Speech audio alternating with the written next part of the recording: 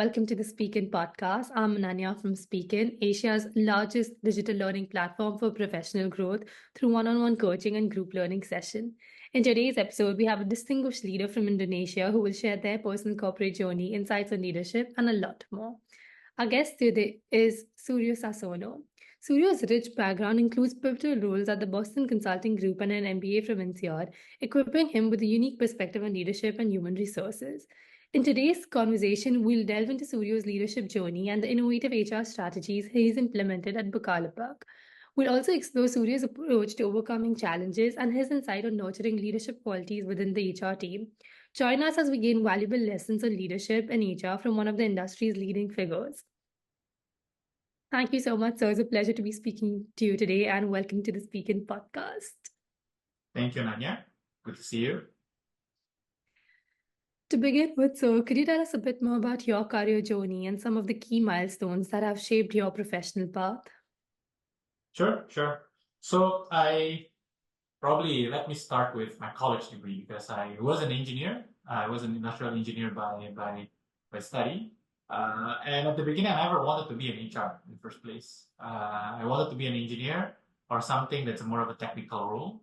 But back then it was 2012, and everyone in engineering school wants to go to an oil and gas company. So I choose an oil and gas company. But as it happens, the oil and gas company created this management training program that said that if you wanted to be an engineer, you should start by being an HR first. So you have to keep being rotated until eventually you became, can be placed in engineering, procurement, operations, etc. Right? So it can be anything, but the starting point has to be in HR. It's a 6-month rotational program and kind of able to be rolled out every 6 months for the course of 2 years. What happened is that during my first 6 months being in HR, I became fascinated with the world of HR because, I would say there's a part of engineering job in HR by itself because you kind of need to be able to, because engineering is all about how you can create something more efficient, more practical, more usable in order to achieve things. And being an HR, most of our job is also a bit of like that, right? You wanted to increase employee engagement. You wanted to fix the onboarding. You wanted to reduce the attrition rate. Everything is about how you can engineer something so eventually you achieve a certain outcome. And that's something that, kind of fascinates me. But the difference is that the subject is a dynamic thing. It's not about the pipe. It's not about an oil, which is, everything is quite static and predictable. The subject is the people who's, at some times, it's quite unpredictable. So that's, kind of like what fascinates me. There's an engineering part of it, but there's also social part of it was a bit more nuanced. So I kind of, after 6 months, I decided to kind of continue being in HR. And fast forward to now, I've been like staying in HR for about 12 years. Being in an oil and gas company as a international enterprises, it has headquartered in Houston. I work out of Jakarta office, and then moved to a very small early stage startup. I became employee number probably 400 or 500 in Gojek. It's an early stage startup back then in 2015, and then I took an MBA and I wanted to go outside of HR, be a consultant. So I went into the business side and also moved to the HR side and moved to the business side. After that, after consulting, and then moved to Bukalapak, which Bukalapak by itself is not exactly a large enterprise, not exactly a small stage startup. It's somewhere in between, where this company is basically started trying to be an IPO, publicly listed company. So I've been in multiple different stages of the company, being inside HR, being outside of HR, being also an engineer, being also a business person. And that kind of creates, a bit of a rich experience of a multi-dimensional HR throughout my career. Lovely. Indeed, you've had a breadth of experiences to share with the audience, and looking forward to delving deeper into this. So what are some of the most important lessons you've learned in your career, and how do you continue to grow and evolve as a leader? Yeah. So oftentimes when we define a career, we often define it with a certain shortcuts. And shortcut can means, your position title. You're previous an analyst, you want to be supervisor, you want to be manager, or so on, right? sometimes you wanted to define career as people define career based on the salary. You get like $1,000 salary and then move to 1,500, $2,000 salary per month, and so on and so forth, right? So people make a different definition of what career is, but I would say that for me, what works is that I define my own career as a series of learning journeys, right? You can have a fancy position title, you can have a big salary, but if you don't learn, your career is basically as good as stuck. Your career is not actually progressing, right? Why? Because titles can change every time you move organizations, right? And it can be perceived as low, it can be perceived as high. Different organizations have different way on how they structure their career. Sometimes head is above VP, sometimes VP is below head. It's a or there's a chief, there's a lot of bits and pieces of everything. So career is a dynamic. So title is a dynamic thing. Even salary is also a dynamic thing. What we notice is that a lot of people who get a lot of big bump during the tech boom have to take a pay cut during the tech winter and when they reapply to another job in different companies, right? So everything has its own ups and downs. However, learning is always up. Learning is always something that you accumulate throughout your career.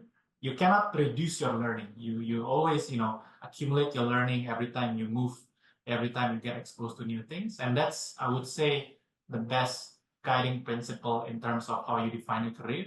And that's how you can, because eventually that learning became stories, became experiences that you can then transfer it every time you go to a new journey in your career, right? So I guess that's a good denominator of how you should define your career. It's about how much you learn on that organization.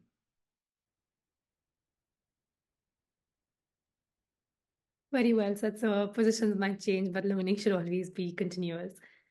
Moving forward, what core principles guide your leadership philosophy and how do you inspire your team to achieve excellence?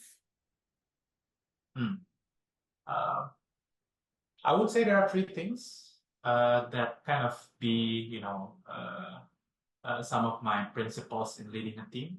The first one is leading by example. I think this is something that's quite common, but it's sometimes hard to practice. We expect people to do things, but sometimes we forget to do that things ourselves. Let's say we expect to come early in the office, but if you don't come early in the office, people will say that, hey, why he expect to do this where he doesn't actually do that to themselves, right? We expect people to be diligent in their work, then you have to be diligent first in their work. The change needs to start from you, and eventually those disciplines that you put into yourself will infect the others. And that's how I try to lead by example. The expectation I put to my team, I should be the case number 0. I should be the very first person to actually do it to myself, right? That's number 1. Number 2, it's important whenever we make a certain direction or decision, we need to start by why. Why certain things is made that way, why I made this kind of decision, why I choose this candidate over the other, why this, why that, right? Because by providing a why, the team can eventually replicate and try to understand the thinking process and allows you to eventually create different decisions that would be suitable for the organization at scale, right? Because if every decision you make, you just, try to say, I like this candidate, but no explanations, it's going to be very hard to really replicate those kind of decisions. And it's very hard to scale your leadership throughout the rest of the organizations, right? The team needs to understand the way of thinking so they can replicate themselves. Number 3, what's also important is that I would say the quality of the leader is really can be seen or can be tested and exemplified during the absence of the leaders itself, right? If the leaders is in absence, be it they are sick or they are in a vacation leave or whatnot, you will know whether the organization your leadership actually really works, if the organization can sustain on its high performing mode or not. So I would say that point number 3 of my principle is that whenever you become a leader, your first job is to create more leaders, right? You need to, you continue to strive to create more leaders you need to replicate yourself in order to, in some ways, in order to eventually create different leaders throughout the organization. So I would say those three examples that can be principles of my leadership. Very insightful, so thanks for sharing them with us today. In the context of HR, how do you see the role evolving in the next 5 years, especially when we talk about technological advancements and remote work? Yeah, I would say that the core, soul of an HR remains the same, and that is to be the business partner of the organization. HR is always a very strong enabler of the organization, and the organization is nothing more than a bunch of people that works within them, right? So, and the HR is basically the one who keeps that engine running, enabling them to perform at best, enabling them to be as good as they can be in order to support the organization.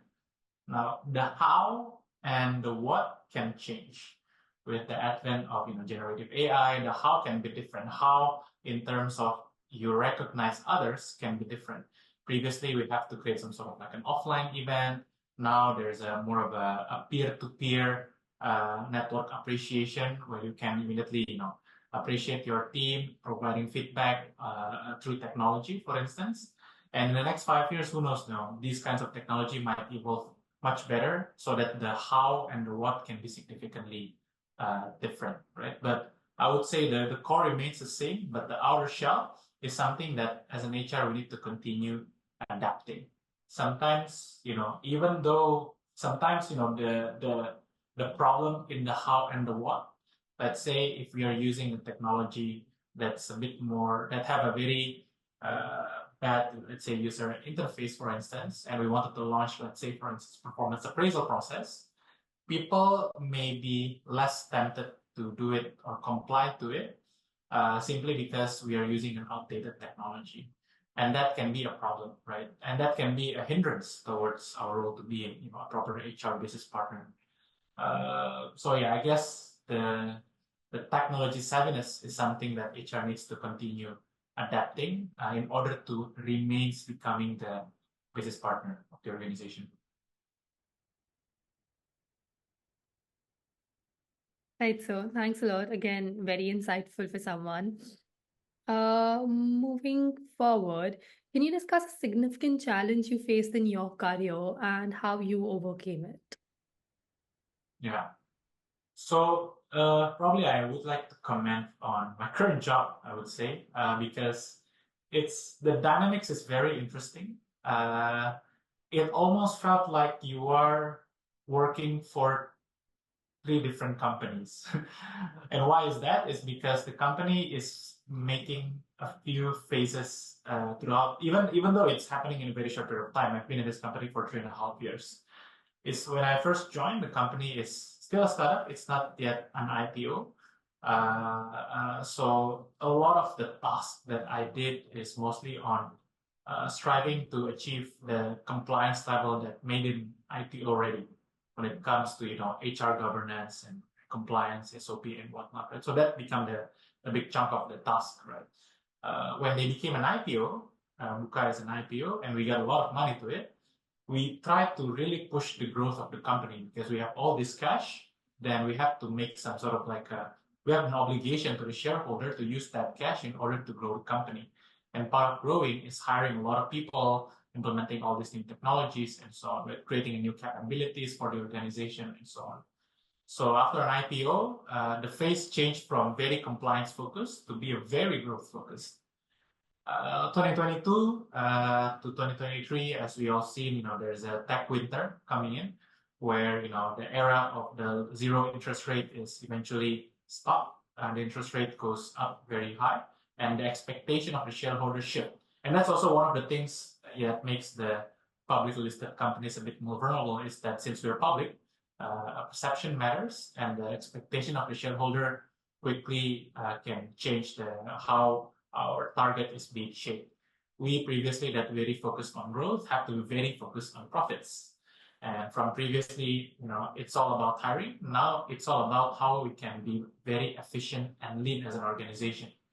And at times, it also need to make a very tough decision, such as retrenchments, right? So I would say right now we are still somewhere in the winter-ish, but as an organization, we are already much more stable. We achieved the kind of size that we would like, and hopefully we can sustain it for a long period of time. But yeah, 3.5 years, it almost feels like in all these three different companies, right? Pre-IPO, post-IPO growth, efficiencies, and now try to, stabilize the ship. Lovely, so a long journey indeed.